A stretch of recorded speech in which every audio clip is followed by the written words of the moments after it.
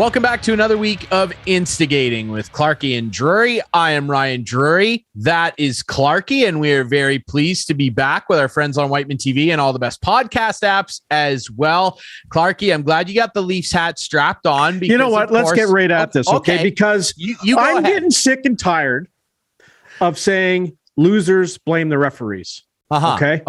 I'm going to now start blaming the refs. Because the Leafs have had some leads lately and blown them. Yes, they have. There's no question about that. I agree. They played some tough teams, but they've had leads and they've blown them. But I'm telling you, and you have to agree with me because I read tweets from you, that the referees will manage games when the score dictates. So, for instance, the Leafs get up 3-1. Leafs get up 4-1. We're not going to call anything on the Leafs. We don't want this game to get out of hand. We're going to let that Ranger grab the puck at the blue line, pirouette, turn around, have that puck in his glove for 3 seconds, and drop it down and take a shot. We're not going to call that, right? We're not going to call it. But then we're going to call Mikheyev just squeaking through the crease and clipping the goalie, and the goalie goes flying. That's going to be goalie interference because we want those Rangers to tie this game. I'm just telling you, I wish the Rangers, remember Brian Lewis said it when we had Brian Lewis on? Yes. Because a team complained that they got 8 penalties in one game and the other team got none. And Brian's answer was, yeah, because you guys committed 8 infractions and I called every one of them. How can we get there, Ryan? I'm sick and tired of it. I think it's crazy. I mean, I'm not saying that's the reason that the Leafs are blowing leads, but it's so frustrating to watch this happen time and time again. It happened in the Colorado game. And maybe we can bring on our producer, Adam Olivero, who's a big Colorado fan. It happened in that game, and he knows it. He admitted it. Nazem Kadri runs into TJ Brody at the blue line from behind, and Brody gets an embellishment call. Pardon me? Because they were behind. So it's like, you got to be kidding me. It's crazy. Clarkey, the refereeing is awful. Okay, well, so you said, hey, I got to agree with you. You're going to get no argument from me that the reffing is awful. It's terrible. Like, what do you want me to say? You expect me, of all people, to come on and be like, no, Clarkey. What happened last night? There was a guy last night, Wednesday night in the NHL. It was your guy. Got a knee. No, didn't even get a penalty. Got suspended. No penalty. Okay, well, so you're a Washington guy. Yeah, I know. His name's Dmitry Orlov. I thought it was Stanley Cup champion. Thank you. Yeah. So he's in that picture just there. He didn't get a penalty. Yeah. So I'll comment quickly on that because you brought up my boy. Yeah. And Orlov drives me crazy sometimes, but I had zero issue with that. I mean, I'll be honest. With what? Him getting suspended. Then he should have had a penalty. How can there not be a penalty? But here's the weird thing, though, and we talked about this when it came up recently with the Pionk thing that led to the Spezza thing, and then the Jets the next night against the Red Wings, where there was a 5-minute major called in that game, wasn't called on the Sandin hit that Pionk did. Pionk got suspended, but then because there was a 5-minute major in the Detroit game with the exact same play, believe it was Scheifele that got clipped by Ian Cole. Cole, because he got a 5-minute major, didn't get suspended. So if Orlov had got called for the 5-minute major, this is the rationale that they talked themselves into at the Department of Player Safety. Well, he missed 5 minutes and the rest of the game that Washington eventually managed to win with 5 defensemen. Well, we can't suspend him now. Personally, if you want my opinion, I'm being unbiased here. You just got to call a spade. Or I'm surprised Orlov didn't get 3 or 4. I know what people are saying that, if you look at the wider angle, because the clips on Twitter, and again, you can't judge things on Twitter in still images and slow motion. Guys aren't that's the thing that drives me crazy when people have these takes. Guys, I don't know if people know this. They're not playing in slow motion. Our phones are slowing it down. They're playing at real speed like this. Okay. They're not running. It's not the Baywatch intro with Pamela Anderson running down the beach like this, majestically flipping her hair. That's not real life, guys. So I can't stand it when people go, oh, well, look at this. Look at all the time he had. That's in slow motion. Yeah, so what I'll say in closing is, yes, he did originally have Ehlers lined up for a hit, but Ehlers moves and Orlov needs to pull his leg out of the way. Get up on one skate and move your leg. Easy to say in slow motion, but he deserved that suspension. So, given what I just said there, the 2 games is probably bang on. Dare I say, it might be the most concrete, no complaint suspension I've seen recently. Yeah, but my point was no penalty. I know. How is that not a penalty? I've said it all along, Ryan. I've said it, and I'm going to continue to say it until it happens. Okay. They need to put someone upstairs in the press box be able to take a look at these things. They need to get the call right at the time. They need to penalize teams when they're committing infractions instead of just saying, no, Leafs have a 3-1 lead. You can grab that puck and you can spin around and put it down. No problem. That's allowed when you're down 3-1. Like, I'm calling BS because if that was the Leafs who were on 3-1 and the Leafs grabbed the puck and done it, spin around, I'm telling you right now, I can guarantee you they would have got a penalty because that's what they're looking for. Yeah, it's I'm not going to, because we could do this back and forth for hours coming up with examples. And yeah, we could, because there's so many of them. You're absolutely right. There's so many examples. And that's why I'm done with this, with people telling me, complaining about the refs is for losers. No, it's not, because they are crap and it needs to get better. So, like I said, if I can finish my thought, I'm not going to try and rationalize the referees in pro sports. I mean, geez, you want to talk about controversial calls? I mean, we had our friend Eric Thomas on a few weeks ago talking about the end of the F1 season and how they basically just wiped their ass with their own rule book. And hey, my guy came out on top, but people were losing their mind. And they allowed their season to end like that. Yeah. That's like Brett Hull with his foot in the crease. That's right. That shouldn't have counted either. I know. But what about NBA? What about Kyle Lowry a couple weeks ago tossing the ball to the referee and getting ejected? Yeah. You could go across sports. I can't. The referee. I can't. Agenda. Oh, well, let's not pretend that referees don't have agendas against guys. Remember, and that's a problem too. Hey, with human referees in these sports, and again, I will say for them, yes, it moves fast. Yes, I couldn't do it. But that's not the point. What I really hate, I understand you saying, hey, I'm done with people complaining about the refs is for losers. Overall, overarching, I agree with the statement. As much as I could come up with it, I could give you 5 examples right now of ways I felt like my Caps in the playoffs, particularly against Pittsburgh, got screwed for years with calls.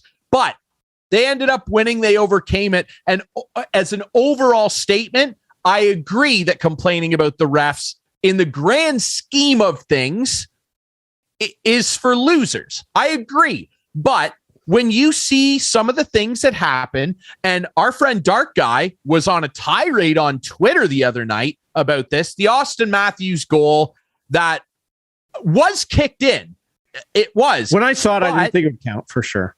But, well, he was arguing that it should have because it would have tied a record, which is whatever. I know Dark Guy's a passionate fan. But his point, the one part of his argument that was valid is saying, well, why doesn't that count when there were a bunch of goals earlier this year that were kicked in? There was a Vegas one in particular. I want to say it was William Karlsson, where he distinctly is flicking his knee joint at this puck and it goes in. Believe it was against the Senators, if memory serves, early in the season. It counted. Then about a week later, there was a Montreal call where in the same game, can't remember who they were playing, Gallagher scored a goal. It didn't count. But then the winning goal that the other team scored against Montreal did count.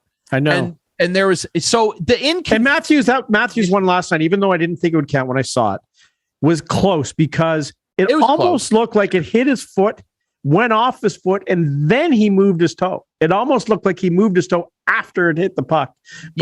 But I didn't think it would count. It wasn't going to count. And again, we're picking things apart in slow motion, and they It's hard. I will say this: the thing where I'll agree with you about complaining about the refs isn't for losers is there are loads of examples. I mean, there's examples on any side of any argument in sports. That's what's great. But there are examples where you see things happen that are called, like the Orlov knee. Mm-hmm.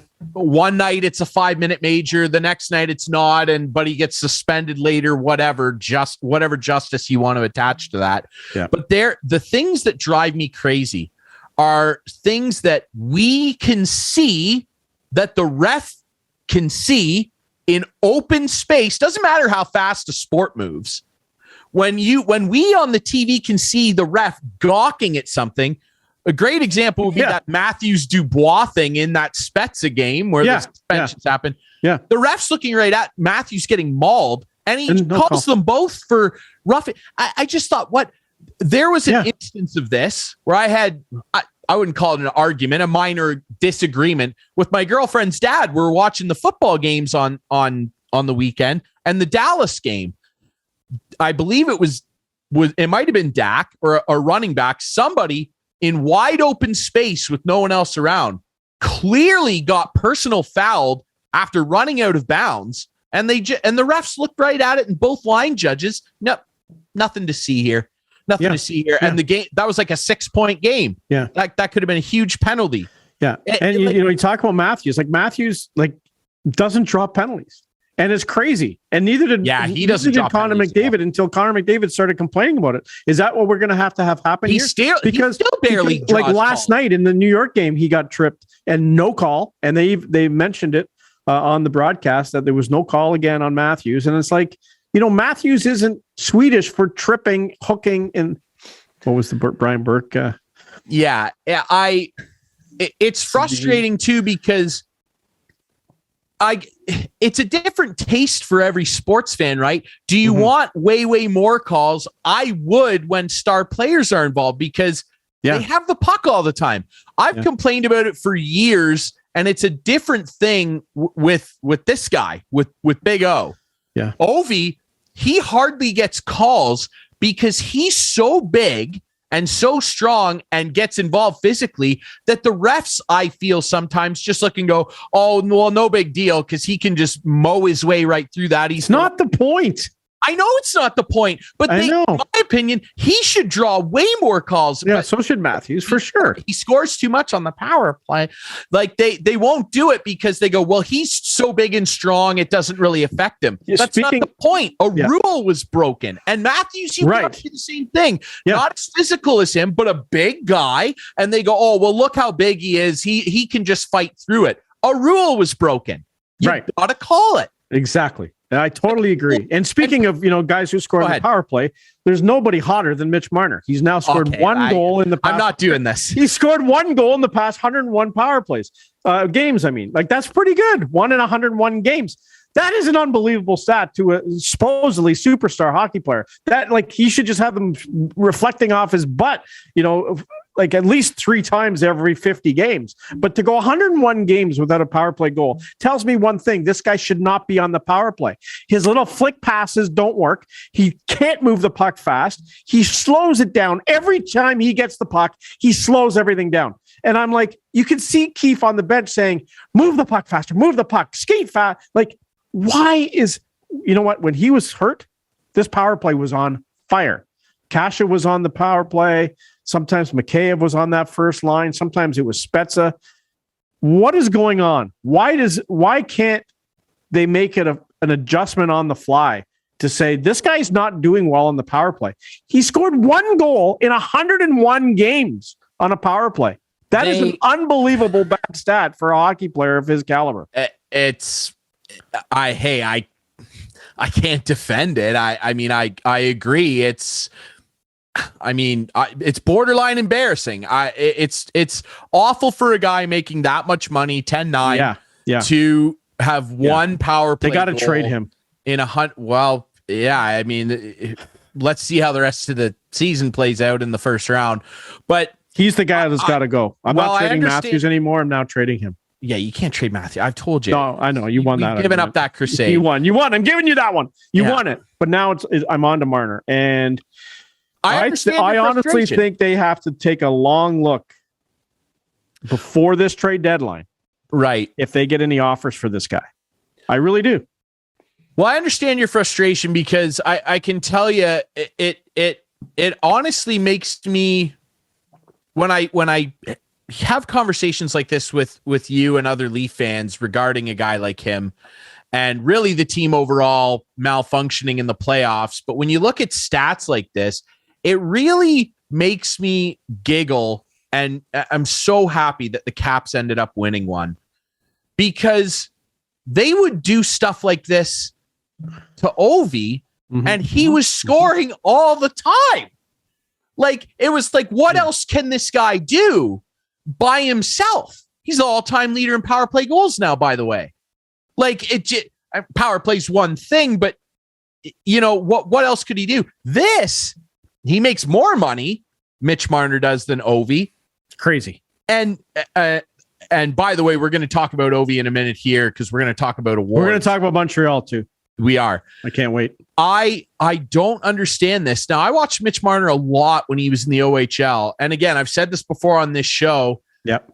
He is legitimately one of the greatest CHL junior hockey players of all time.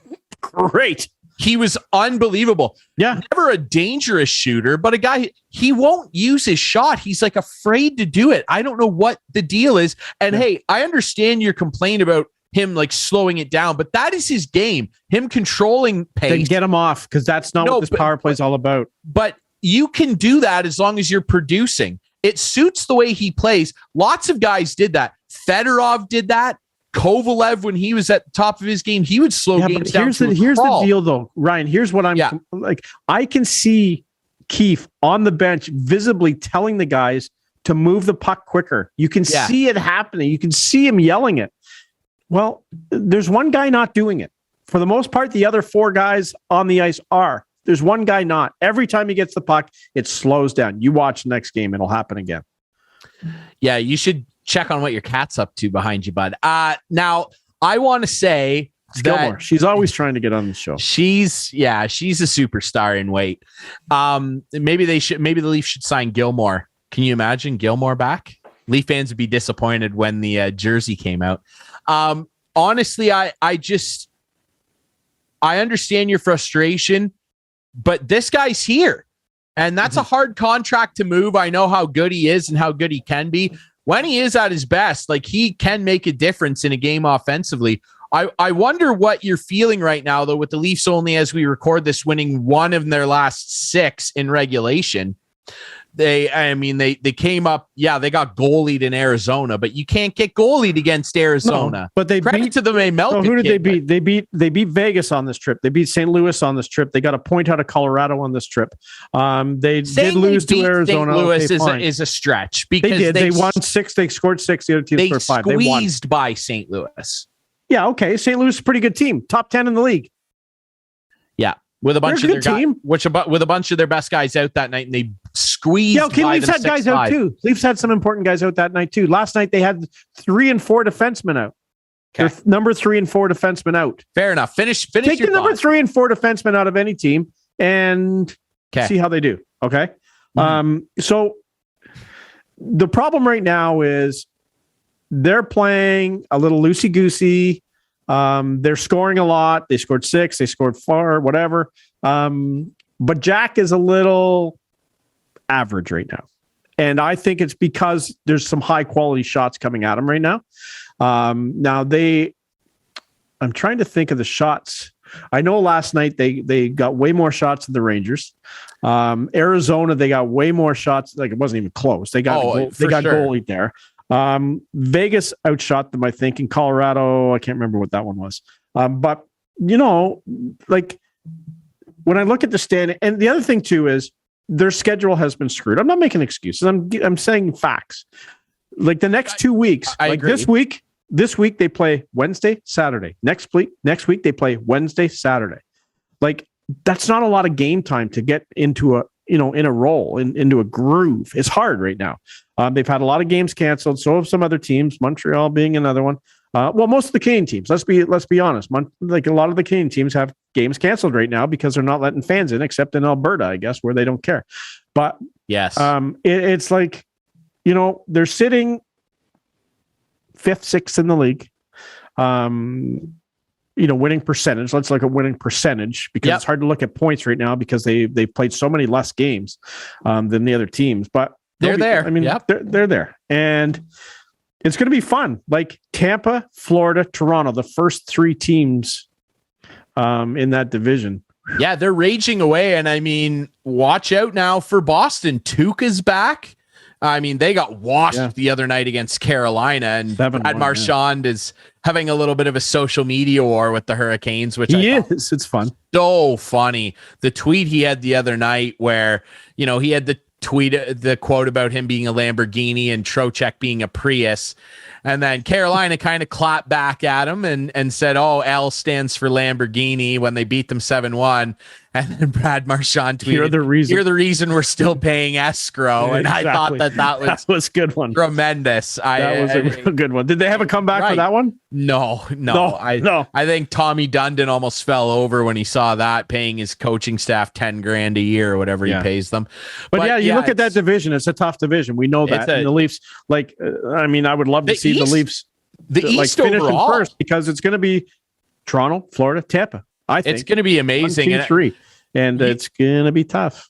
You look at the East overall, like it's the beasts of the East again. Like when I was growing up, the West was best. Like not anymore. Detroit, Dallas, Calgary for a long time just couldn't get quite over that hump, even though I think that goal went in Game 6 against Tampa.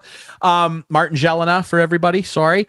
Like West was best. Now you look at like the East is top where 7 teams. There's only 1 team from the West. Yeah, like the East is where it's at, and like I think the Stanley Cup runs through the East, in my opinion. But man, you look, and let's talk about some other Canadian teams really quick here. Yeah, let's do that. You brought up Montreal first. I did. So let's talk about Montreal. They have a new GM. Hired a new GM. Yeah. Is there bilingual guy? Bilingual. That's important. Yeah, we have quiet hire. And boy, they have got some heavy lifting to do. They got a lot of guys on a lot of term. Let's talk about that. I just brought it up. Let's look at this. Okay, Jonathan Drouin, 2 years left, 5.5. Josh Anderson, 6 years left, 5.5. Mike Hoffman, 3 years left, 4.5. Christian Dvorak, you could move him. I think 4 years left at 4.5. Tyler Toffoli, 3 years left, 4.5. He might be talk about a team. Move. Talk about a team that absolutely sucks and has cap issues like crazy. They got to move guys. Can they do it? I mean, the guy that probably will be moved for sure will be Ben Sherratt. Sherratt's getting moved. He's a UFA next year. No question. But like Jeff Petrie, 4 years left at 6.25. Like David Savard, 4 years left at 3.5. And then, of course, he will get moved. What will happen? Will they move Carey Price? That's the big thing. If he's healthy, will someone take a run at this guy? $10.5 million. They might have to retain some salary on these guys and probably take a bad salary back from a team that's as bad as them, that has the cap room to absorb it. And you got to think, if you look around for good teams that might do really good with a goalie, it's Edmonton, right? Like, if they could ever get that guy, but it's going to cost them, like, who knows what it'll cost them, right? I just don't, and I don't think Carey Price is going to play again this season, right? But let's, on that note though, let's transition over to. I don't have much more to say about Montreal. They're as bad. No, and you know what? Them. Like they're terrible. Like, I just love when a guy hires a friend. And that's what it seems like's happened here. These guys were good friends, right? Gorton and well, you see this in every sport. I know, you hire guys you're familiar with. But you want to agree with your staff. Yes, I understand. But sometimes not agreeing is actually healthier. Well, Dubas did it. Organization, right? Kyle did it. But Brendan Shanahan didn't know Dubas when he hired him. So, but he was already there when he took over. Right, but I'm just saying, like, that was the president or whatever the title Gorton has hiring a buddy. Yeah. Hiring an agent. Hockey ops. Right? So good luck. I think it's the same as the Toronto Raptors situation and probably others in sports where the general manager is Gort. He's the GM. The new guy is just a figurehead with the title who will go in front of the media because he can speak French. But it's like Masai Ujiri and Bobby Webster. I don't disagree. Masai Ujiri is the GM of this team. He's pulling all the triggers that he needs to pull. He's got the final say. I don't disagree with that. Anyway, but I don't care because they suck. They're in last place. They're bad. They're bad. They're in 32nd place. They're setting, this will be the first time ever a team's gone to the final and then finished dead last. And they're going to lose again because they're going to lose the lottery. I hope. Yeah. I mean, anyway, a shout out to my Hab friends. Well, next year, Tom Willis-Craft and Mike Belcher, a buddy of mine. Shout out to those guys. Hope you're having a good time. Hope you enjoyed cross-checking your way to the final last year, and I hope you're enjoying this season. Thank you very much. I'm done. Well, I'm sure they enjoyed Toronto tripping all over themselves again. I'm sure they did. Because that's what happened last year. Toronto, Montreal, in my opinion, this bat. Hey, people can disagree with me. They went to the final. Credit to them and Price. Yeah, that would change things probably. Not necessarily, though. Because we're not talking about last year. We're talking about this year. What have you done for me lately? Toronto lost that series. Montreal didn't win it. As controversial as that is for some, Toronto lost that series. Mm-hmm. Hey, the Caps did it against Montreal too back in the day. Anyway, let's move on. To Edmonton. How's Zach Hyman think he's feeling right now? Well, he's getting paid a lot of money, and so he should be fine. What we should be concerned about is how Leon Draisaitl is feeling. I wonder if he woke up pissy today because the other day he got accused of being that. He did by a Hall of Fame scribe, Jim Matheson. I love that Hall of Fame scribe. I want. Okay. Well, he is. He is. I know he is. I want your opinion on this because there's been lots, bandied about this back and forth, and both sides are at fault. I want your opinion on this exchange, and in your opinion, is one of them more to blame than the other? Because I have an opinion on it. Oh, I think absolutely one is more to blame than the other. Okay. And you and I are in this industry. You and I have been in front of athletes and asking them questions. Yes. You know what, Ryan? Our purpose in those places is not to make the story about us. And I don't think there's any question Jim Matheson wanted to make the story about him that day. In fact, I heard on TSN radio the next morning that he told people that he's going to stir things up in the morning. That's not his job. And I thought it was disgusting what he did to Leon Draisaitl. I really did. This is a rare show. We got to save this for posterity. I agree. Yeah, I thought it was disgusting. I thought it was disgusting as well. And I know people were kind of, the TSN guys were trying to kind of rationalize. Well, I get it. Leon gave a bad answer. It doesn't matter. It doesn't matter if Leon gave a bad answer. Yeah. You're a reporter. Reporter. You report what you hear and see. Yeah. And you can write Leon was short. Leon seemed frustrated. Yeah, he did. And that would have been accurate. And I think everybody would have walked away fine. But to antagonize him, and I agree with what Jeff O'Neill said, he was trying to get him to say our goalies suck because Edmonton is scoring goals. They have, by the way, lost in this. Edmonton has the number one power play in the league. They have the number, I believe they're at 30. That just shows it doesn't matter. 6%. That's pretty good. They have two of the best, if not the two best players in the league. Yes, they do. And they can't win because they'll score 3 and Mike Smith will let in 6 or Koskinen will let in 5. They have no help. Stewart Skinner, God bless the kid. He's a kid. He can only do so much. He'll let in 5. Yeah. And he tried to bait him into crapping on their goalies. Peter Mrazek's a better goalie than both those guys. I agree right now. Like there's got to be a lot of backup goalies who are better than those two guys that they need to get a goalie. But that's the other thing. The other teams are going to hold them hostage. Yeah, you want a goalie? Sure, we'll give you a goalie. Give us a good player back. Why shouldn't they? Yeah, I'll take Evan Bouchard. I'll take Evan Bouchard off. Yeah, I'll take Puljujärvi. If you want my goalie, throw a pick in too. Yeah, absolutely. I'd hold them over the fire too. Yeah, you want a number one goalie. Number one goalie. It's going to cost you. I just feel overall that Jim Matheson overstepped his mark. Athletes, because totally like you agree. said, we've interviewed a lot of athletes. I've gotten to interview lots of OHL players this year. And hey, sometimes they have lots to say. Other times when things aren't going well, they don't have a lot to say. And I don't know about you, but I'm a little like, I feel for these guys. These guys are going through a lot of crap. Yeah, they make a lot of money. I get it. But they're frustrated. And the last thing I want to do is antagonize that. And I think I like disgusting is the only word that I can think of. I want my goal in those situations. And no, I'm not Jim Matheson. I wasn't around Gretzky. I wasn't around Messier. I get it. But my goal in those situations is you got to read the room. They're not beholden to give you a novel. You're a writer. Write a column. Yeah. Like you can't be beholden to these guys to give you a novel every single time you talk to them. This is an 82 game season. They're not going to give you a novel every single time. Sometimes it's as simple as saying, hey, I don't know what's up. We're trying. Things aren't working. Right. That's what you get sometimes. And you know what? I've been around a lot of the Toronto media, and there's two guys who come to mind. Two guys that come to mind who are constantly criticized by fans. You know exactly who I'm going. I know exactly towards here. One, Steve Simmons. The other one's Damian Cox. Neither of them I have ever seen done anything like what Jim Matheson did.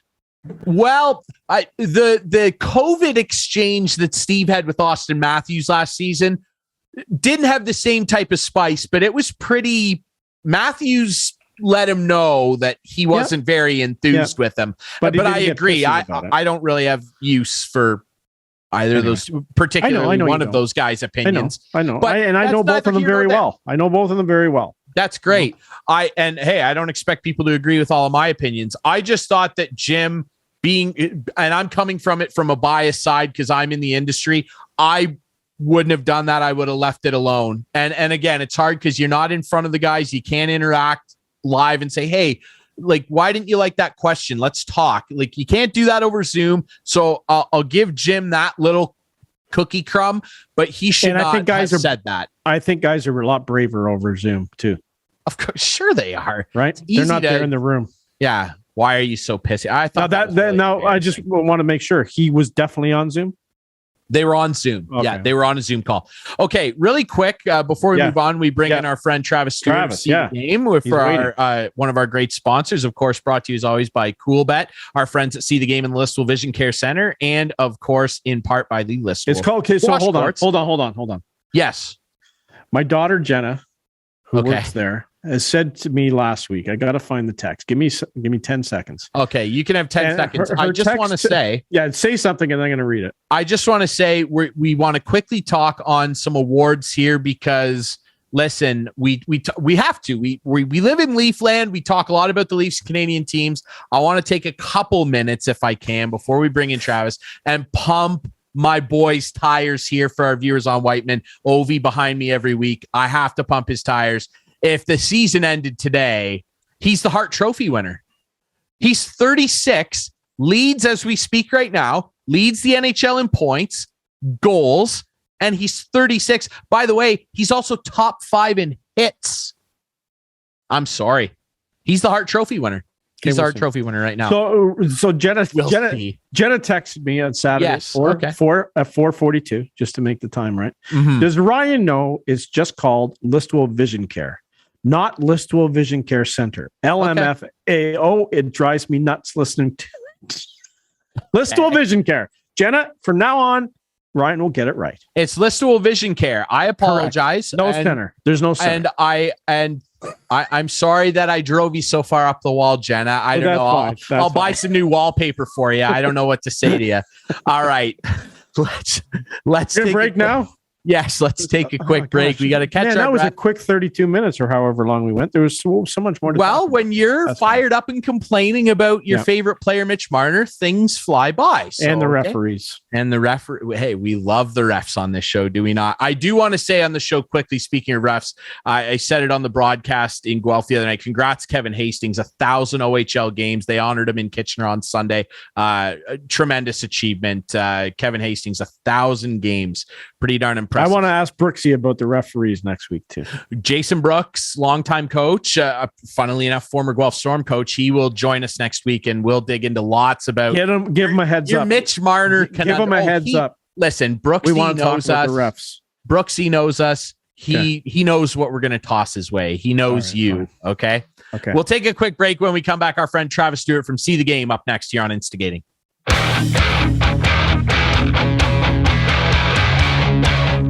Welcome back to Instigating with Clarkey and Drury, brought to you as always by Coolbet, our friends at See the Game and the Listowel Vision Care, and also in part by the Listowel Squash Courts. I almost did it, Clarkey. I know you were watching for me. We are very pleased to be joined by our friend from See the Game, Travis Stewart, their neuroscience specialist. Am I saying that right? Neurologist? I don't even know what your title is, Travis. I mean, I have a hard time keeping track of all the. We've had him on for 4 weeks now. Like, I know, but he's the guy. He's the man. That's what I refer to him as. Travis is the man at See the Game. It's about brain and seeing. That's how I'm getting there. Right? It's about the brain and seeing. And Travis, can you train? We've talked about this for the last half hour on the show. Can you maybe give some referees some of that training? Yeah, for sure. So we've looked into that kind of stuff because it's going to be just a lot of awareness and stuff, which is things we're already doing with athletes. So that's the best people that need the awareness is the referees. They needed major awareness. Help Clarkey out here, Travis. Clarkey, you got connections, John Shannon and the like. Get Gary Bettman's number to Travis and have a call set up. I think it's better to go through the teams that are getting pissed off at all the and not pissy, but pissed off. No, because we don't want the Leafs we'll call the league. We'll call the league. Travis, we're pleased to have you back on. I know that we're going to dig into some more of the training stuff that you guys do over there. I know we kind of focused on hockey a couple weeks ago, and now we're going to focus on some other stuff that can be implemented in a few other sports, right? Yeah, exactly. So kind of following the similar format I did last time, we're going to talk about football, which is one of the sports we're really trying to get into right now. We have a couple university level football players that we're working with, hoping to do a lot more with them over the summer before their season actually starts. But basically for the main neurocognitive skills that we're looking at for football players is reaction time, decision-making, multiple object tracking, and peripheral awareness. And especially key with the peripheral awareness, because as you probably know, football is one of the most dangerous sports in terms of head injuries. And what we're trying to do is basically just our main goal with them is making sure that they're staying safe and we're preventing concussions. So by increasing their peripheral awareness and what they can actually see in their periphery, we can stop blindside hits. And then just when hits are actually coming, they'll be able to anticipate them and not get caught off guard by them, which is when most concussions are going to happen. And then the other goals that we have more for the performance side is going to be increasing the reaction time off the snap so that when the play starts, they're right in there, making them more efficient on processing information so that they can read the play right away, so they're not falling behind, they're not losing track of players kind of thing. And then lastly, tracking the movement of all the players. We'll kind of, in one of the videos that I show, it's going to be a good drill on working on being able to track multiple moving things in a 3D space, which is going to be perfect for that. But yeah, so in this first video here, it's called. Now we did this. Ryan and I did this one. Yeah, we did this. It was really cool. And sorry, what's it called? It's called NeuroTracker. So as you can see, there's a whole bunch of balls moving around on the screen. This one has just an actual play put in the background to make it a little bit more cognitively demanding.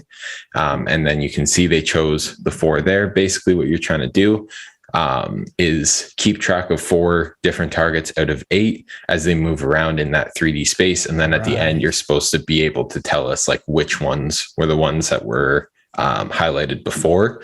So it's working on increasing that peripheral awareness. Okay. Sorry. Can we do that again? I'm just asking our producer if we can roll that one again. So those 4 lights that are highlighted, we're supposed to keep track of those.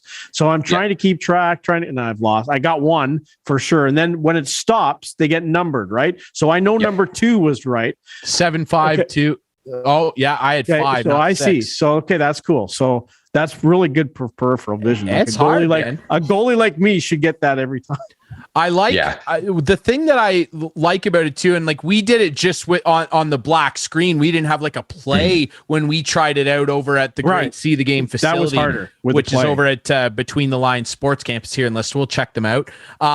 When we did it, there wasn't a play in the background. And I like that when you're showing that, it was kind of from the quarterback's view, because, geez, if anybody's got to read the field with a bunch of stuff flying around in front of him, it's the quarterback. You should send this to Dak Prescott. I mean, he was all over the place on the weekend. But, man, it really, you can see there, just even in that short clip, how demanding it is on your eyes. Can we try it one more time?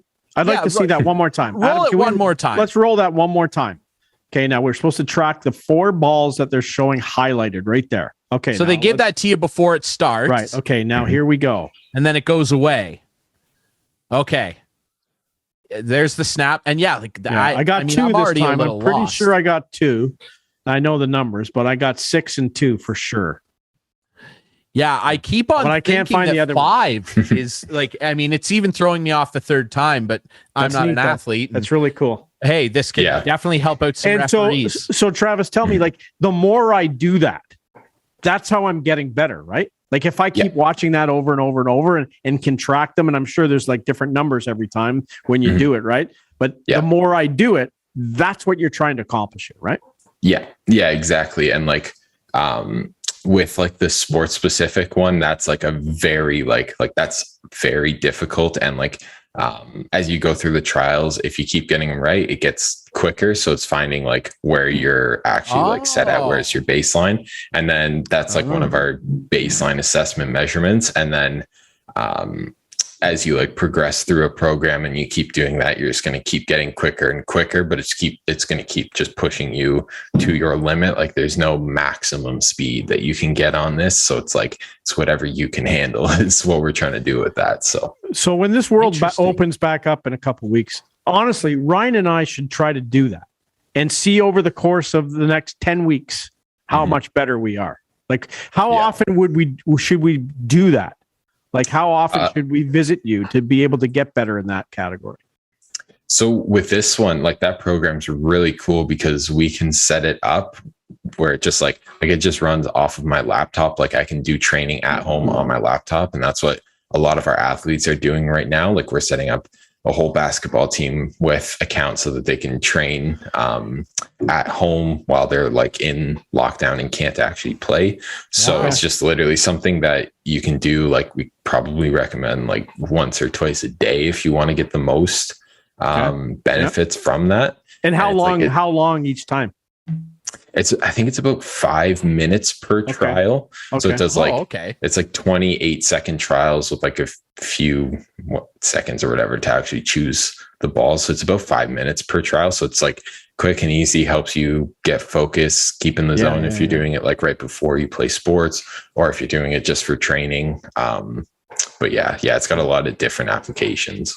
Cool. Yeah, you can clearly see that, and maybe we should get the referees hooked up. But I know you have another video to show us as well with another training module that's really, really cool too. Mm-hmm. Yeah. So these are called strobe glasses, and the video we're going to show is of Jarvis Landry, the Cleveland Browns wide receiver. So he works with Synaptic, which is the people who make this. And he uses these strobe glasses, which basically just cut out visual information to just make his visual processing a lot more efficient while he's doing things like catching in different plays and stuff like that to make just his overall game a lot more efficient. So we can take a look at that. My vision continues to improve as I use the Synaptic strobes. I put them on, I go through my drills, my hand-eye coordination things, and then once I take them off, I can see more. I can pick up more. I can focus more. Things are actually a little bit slower for me.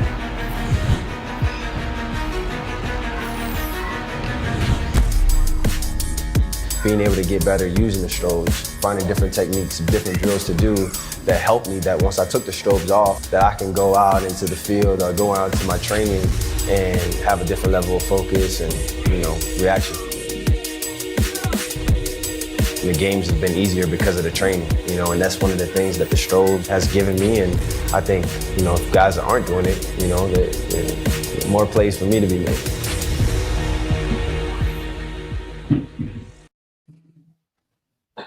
Awesome. So yeah, like we use those glasses a lot with our athletes, and just like in terms of like in the batting cage if they're softball or baseball, or for like different catching drills and stuff like that. But it's also just with like anything that we're doing, we just throw them on to add like more cognitive load, make any task that we're making those people, the athletes, do just that little bit harder. Yeah, that's incredible. I mean, the technology you guys have over there is incredible. We've tried some of it, like you said, with the goalie thing from a couple weeks ago. I know that's Clarkey's favorite, and the ball tracking one is wild too. I mean, it's just amazing some of the stuff that you guys have access to and can hook people up with. See the game. Hey, they're over at the Between the Lines Sports Campus here in Listowel. You can find them. Things are going to be opening back up again soon, folks. So head over there. If you've got a high level athlete in the house or someone aspiring to be one, certainly these guys would be the ones to hook them up with and really, really improve your vision, which I don't care what sport it is. I mean, poker, it doesn't matter. You got to have good vision, folks. Yeah. And how do they get a hold of you, Travis? So you can send me an email, travis.seethegame@gmail.com. That's my like main form of contact. And then if you just check us out on Instagram, c.the.game, there'll be all of our contact info, different posts, and you can send us a message on social media too. Perfect. Absolutely, man. I'm sure a lot of people will be flooding your inbox. At least they should be, as things start to open back up. And there's a lot of athletes out there that would definitely benefit from this. Travis, we really appreciate your time again this week. And I think we'll see you again in a couple of weeks. And maybe we'll drag Dr. AJ on here as well. What about that? That's the plan. We'll see what we have in store for that time, but I'm excited. Good stuff. Travis Stewart from See the Game over at the Between the Lines Sports Campus here in Listowel. We appreciate his time. All right, we'll take one last quick break. When we come back, I'll chat with Jake Bolin-Moss of our sponsor, Coolbet, to talk about some lines heading into the divisional round of the NFL playoffs. And hey, Jake and I are Patriots fans. We got to talk a little bit about what went down on Saturday. Perfect game. That was they had a perfect game. Yes, that's incredible, man. That was not fun to watch as a Patriots fan. Jake and I will be up next here on Instigating.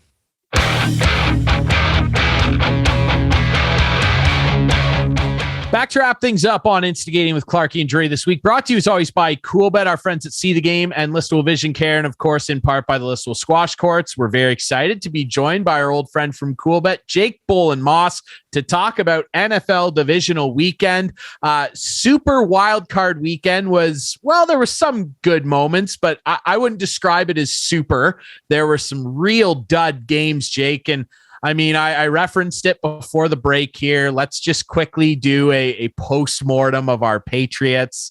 Not the finest playoff game we've ever had, but we've had a lot of great ones over our tenure. Boy, Buffalo looked really, really good.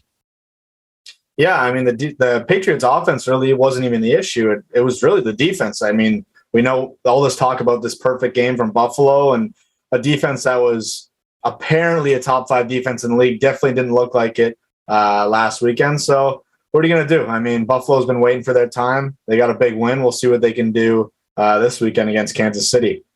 Absolutely. And we'll talk about that really quick too. I think one of the big talking points was what happened with Dallas and that weird quarterback draw at the end. I mean, what do you make of that? That was just bizarre. And I really didn't think it was Dak's fault. I mean, Mike McCarthy has some questions to answer after that performance.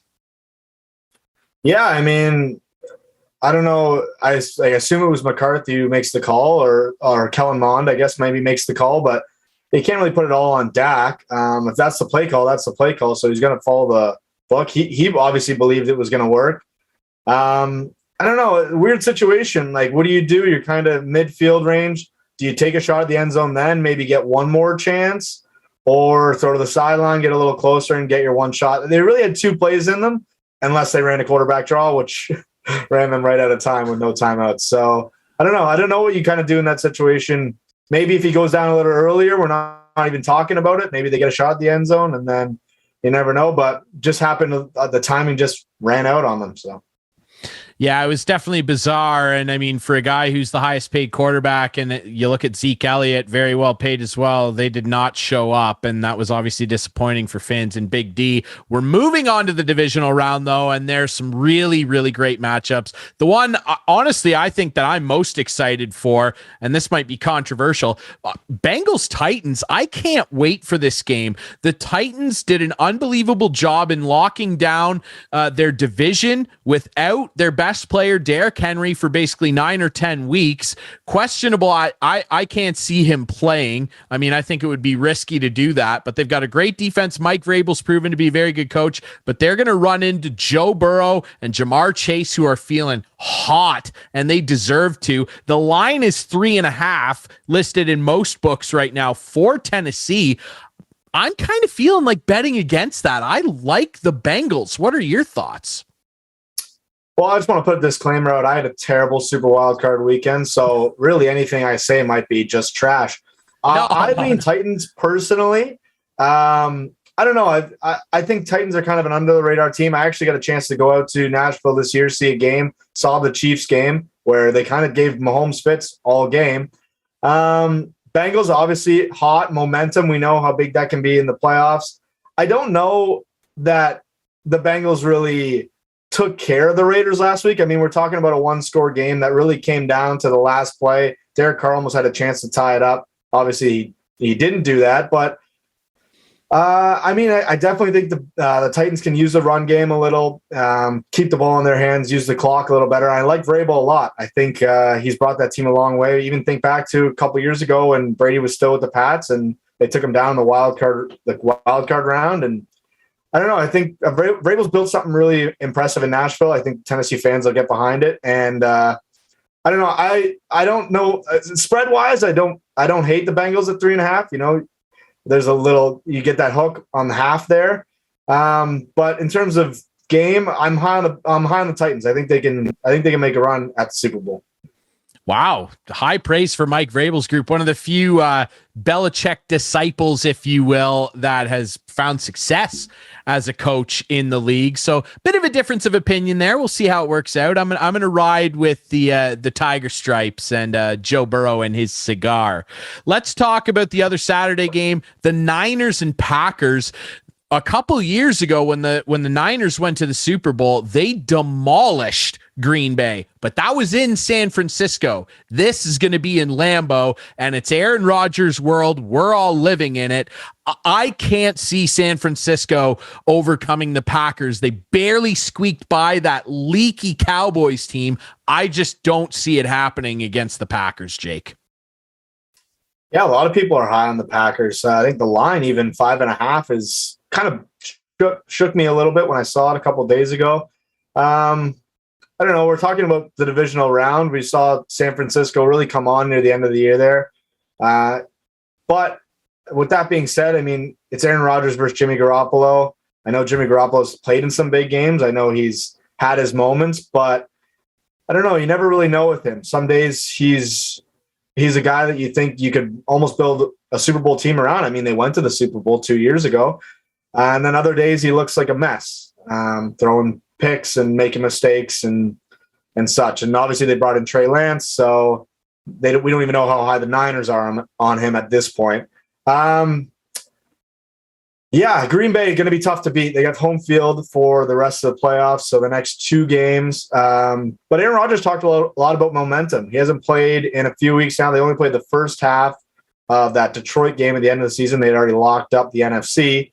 So I see the number 5.5. I think even if you want to take another point, I think I looked at it. It was minus 128 to get it to 6.5. I don't hate San Fran at 6.5. That's a 1-score game, just under a touchdown. Yeah, it looks like it's going to be hard to stop the Green Bay Packers on the way to the Super Bowl. But you got to remember, Aaron Rodgers and the Pack have only won 1 NFC championship and 1 Super Bowl. Is that correct? I might be wrong there, but you're bang on. So,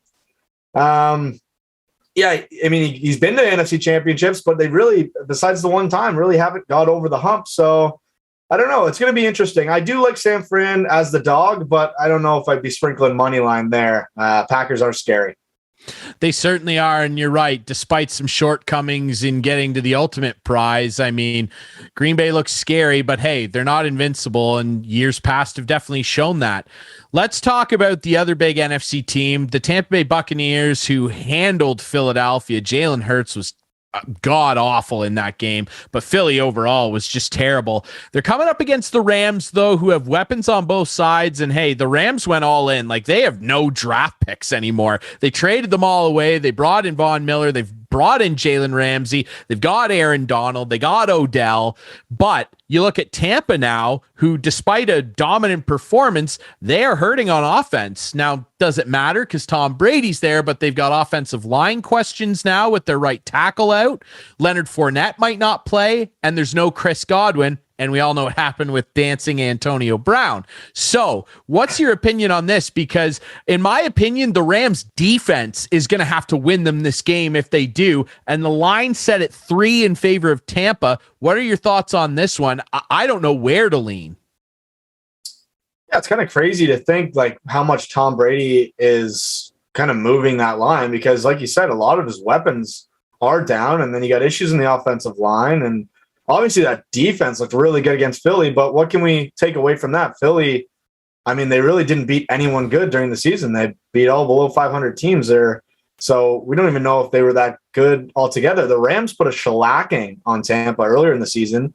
But then you look at some of the Rams losses this season, and not very impressive either when in big games, until obviously last week they take care of Arizona. But I think the Cardinals were a little fraudulent anyways, and I think a lot of people felt that way. So I don't know. It's tough to say on this one. This one, I'm not sure where to go. You get Tom at home in Tampa against a Rams team, like you said, that's been all in. I mean, what's going to happen if they don't at least make the NFC Championship and they move all these draft picks and everything like that? I think the Rams, I'd say, have more to lose. Tom Brady's coming back next year. I'm pretty certain of that. Tampa got their Super Bowl last year, so I think the Rams have more to lose. But I don't know. It's hard to fade Tom Brady. I think in terms of money line, I'd probably lead Tampa here. Spread, I don't know. Maybe buy the hook on the Rams, get it to 3.5, and hope for a field goal game. Or maybe Rams win outright. So I don't know. This one's the hardest one of the weekend, I'd say. I completely agree. I don't really know where to lean. I'm probably going to flip a coin and see where I fall on Saturday morning when I lay my heat down. Here's the big one. Here's the big daddy topper. It's the Bills feeling real good about their perfect game and finally beating Uncle Bill and everything. Fitzmagic had his shirt off in the house. Everybody loved that. Good for Bills Mafia. But we kind of joked before we jumped on the show here that might be their Super Bowl. Now, I don't want to take anything away from this very talented team, and they deserve all their accolades, but I have a hard time betting against Patrick Mahomes. The line set at 2. I love Kansas City to cover. And as a matter of fact, I love them to cover by at least a touchdown. I think that they will be too much for Buffalo. What are your thoughts? Wow. Yeah, that's big praise for Kansas City. I like Kansas City as well. I saw that money line number around -128, -130 range. I like that. I mean, you can take the spread, but why not just get the money line, take the extra juice, and then you're just cheering for a winner at that point. Yeah, I mean, obviously I'm biased, and I think you can agree you're probably a little more biased as well. But sure, I don't know. It's hard to see Buffalo going into Kansas City off a big win, a huge win against a division rival that's tortured them for 20 years or whatever, and go into Kansas City and beat up on Patrick Mahomes. But I think about what Pat told me early in the season, and he said, you know what? And this is when the Bills were kind of struggling mid-season range, and he said, you know what? This team, like, they're messy. They've been built to beat the Chiefs, which I think I agree with. I mean, you got to beat the Chiefs, you probably got to win in the shootout. I don't know if you can stop them. You can really only hope to contain them. Even that first half of that Pittsburgh game, we're thinking, okay, wow, Pittsburgh's in the mix, like the first quarter and a half. And then all of a sudden it's like, okay, let's turn on the old Patrick Mahomes and Travis Kelce and turn on the old Jets in the playoffs. And it just zoom, 40 points. See you later, Pittsburgh. Doesn't matter how good your defense is. So Yeah, I mean, the Buffalo defense played, I'd say, well last week. They played against a rookie quarterback, and I mean, take that for what it is. This isn't a rookie quarterback. This is Patrick Mahomes, who's been to 3 straight AFC championships. I don't know. I agree with you. I have a hard time fading Kansas City, and probably a little bit of my heart on this one, but I like KC money line for sure. Yeah, maybe sprinkle the spread. I like what you said, that by a touchdown. That's a confidence pick. So, yeah, maybe get a little value with the -6.5 range. Probably get some plus money there. Absolutely. That's what I'm counting on, because I myself also did not have a sparkling super wild card weekend, much like our Patriots. I don't know if that was just reflective of our fandom. I'm not really sure, but we got punished on Saturday. We got punished. We did. Final question for you, Jake. Just a quick one. Do you really believe Big Ben's done? Do you think he'll come back next year? I don't know. He shouldn't. Like, no offense to Big Ben. Well, I just think that's maybe the answer that's important. Yeah, he shouldn't. I think personally, and I mean, I've watched a handful of Big Ben. I think he kind of went out. Not that he went out on top, but got his team to the playoffs, and obviously it was kind of a rough game against KC. But what are you going to do? It's the Chiefs. They've won a Super Bowl, and they got a really good roster there. So, I mean, he had the big emotional tears at Heinz Field there, and they did the whole goodbye. It's like, for him to come back and do another 17-game season just feels like the allures kind of wore off for me. I think it's time to kind of move on from Ben and maybe see what you got in a guy like Rudolph, or maybe you go out and make a move of Russell Wilson. I mean, they still got a strong defense there in Pittsburgh, and we know they got weapons on offense, but I don't know. Ben looked messy near the end of the season. As much as you love to see a guy like that compete and fight, might be time to hang it up for Ben. Yeah. Hey, like Mike Tyson once said, every boxer's got to hang his gloves up. It's just a matter of finding out when that is. And yeah, I agree with you. I think Big Ben's found out when it is. And I can't see him coming back either. Jake Bolin-Moss, our friend from Coolbet, with some great thoughts on the NFL Divisional weekend coming up here. It's going to be fun to lay some heat down. Make sure you use Coolbet to do so. We appreciate everybody watching the show. You can watch us Friday nights at 8, Sunday nights at 9 with our friends on Whiteman TV. You can also find us on our YouTube channel and all the best podcast apps, including Spotify and Apple Music. Make sure to follow us on social media at InstigatingPod. For Clarkey, Jake Bolin-Moss, and our friend Travis Stewart from See the Game, we appreciate you listening to and watching Instigating with Clarkey and Drury. We'll be back next week.